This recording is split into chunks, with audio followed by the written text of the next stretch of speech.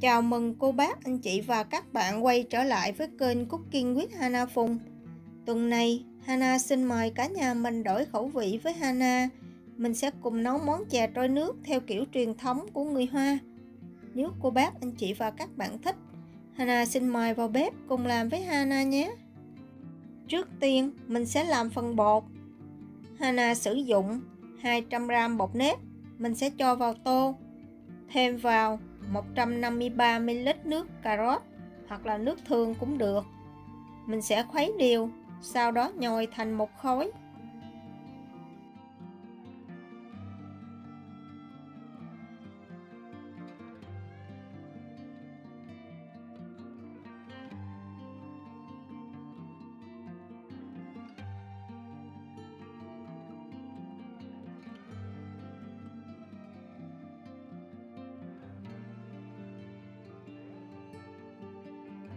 Bột lúc này rất là dễ bị nứt nếu mà mình bẻ nó ra. Cô bác, anh chị và các bạn mình sẽ lấy ra ngoài khoảng 25g bột, vo chặt lại, ấn dẹp. Nếu cô bác, anh chị và các bạn lấy nhiều hơn thì bột sau khi nhồi rất dính. Vì vậy mình chỉ lấy khoảng 25g bột thôi. Sau đó mình sẽ đem đi luộc bột trong nước sôi khoảng 3 phút.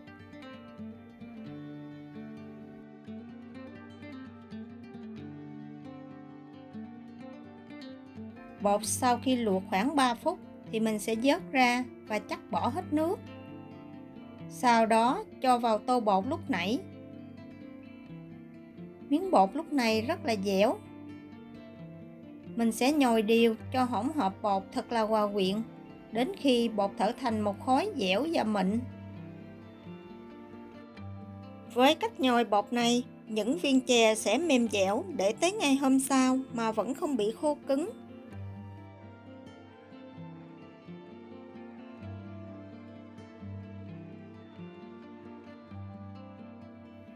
Và đây là thành phẩm bột của Hana sau khi nhồi. Bột rất là dẻo và mịn, không có khô giống như ban đầu. Mình sẽ bọc kín lại và để bột nghỉ khoảng 30 phút.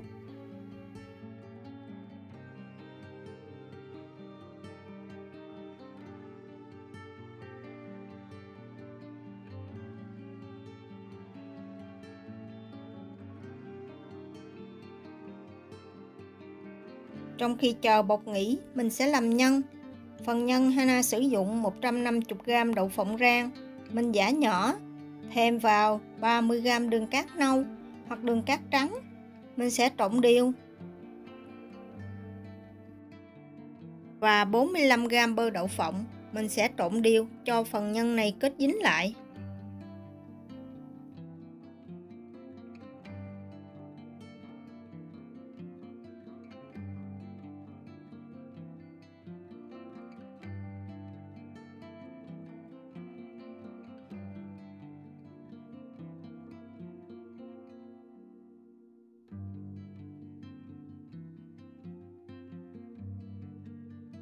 Mình sẽ chia nhân ra khoảng 9g trên một viên, hoặc lớn hơn, nhỏ hơn, tùy ý cô bác, anh chị và các bạn.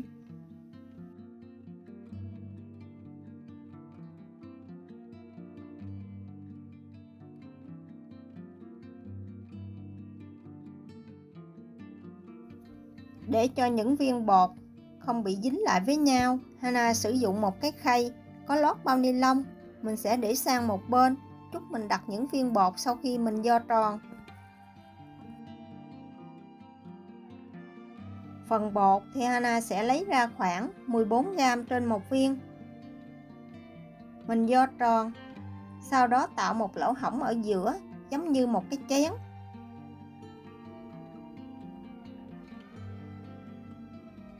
Và mình sẽ cho nhân vào, từ từ gói lại vo tròn.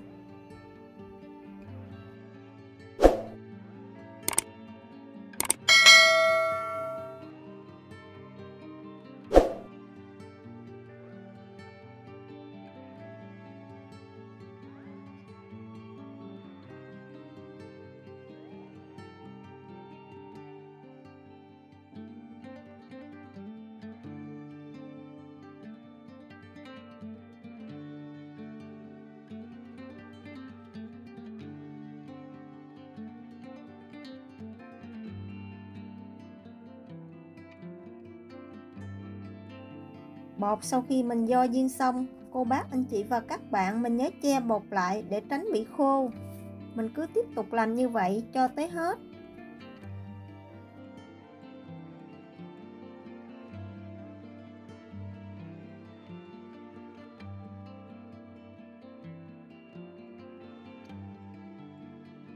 Trong khi làm bột thì cô bác anh chị và các bạn mình nhớ bắt sẵn một nồi nước sôi. Sau khi nước sôi thì mình cho từ từ những viên chè vào. Mình sẽ đun ở lửa vừa và nhỏ. Thỉnh thoảng cô bác anh chị và các bạn mình nhớ khuấy đều, đừng có để cho những viên bột dính đáy nồi.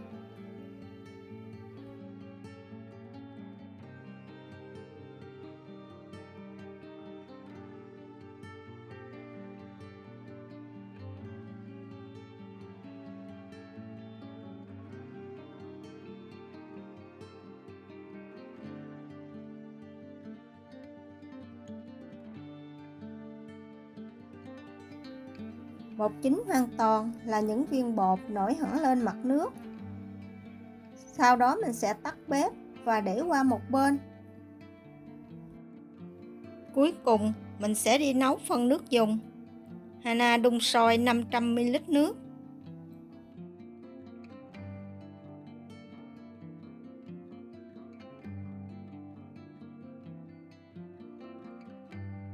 Khi nước sôi thì mình sẽ thêm vào một muỗng canh rượu nếp. Rượu có tác dụng khử mùi tanh của trứng. Và 50g đường cát. Mình sẽ khuấy đều và nấu sôi trở lại. Để tạo độ sệt cho nước thì Hana sử dụng một muỗng canh tinh bột bắp và 2 muỗng canh nước. Mình sẽ khuấy đều.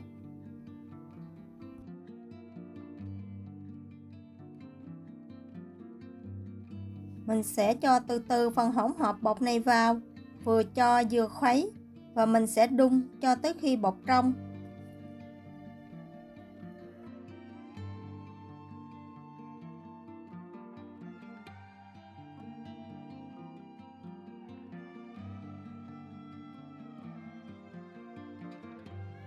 Cuối cùng là Hana sử dụng một lòng trắng trứng, mình sẽ đánh tan.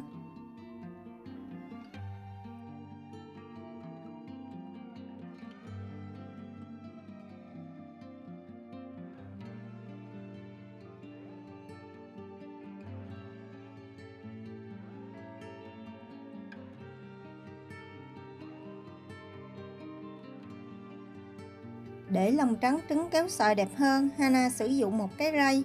Mình vừa rây mình vừa khuấy. Và đun sôi trở lại thì mình tắt bếp, đậy nắp và giữ ấm nước dùng. Đây là phần nước dùng theo kiểu truyền thống của người Hoa. Nếu không thích, cô bác anh chị và các bạn mình có thể nấu nước đường gừng giống như chè trôi nước của mình cũng được.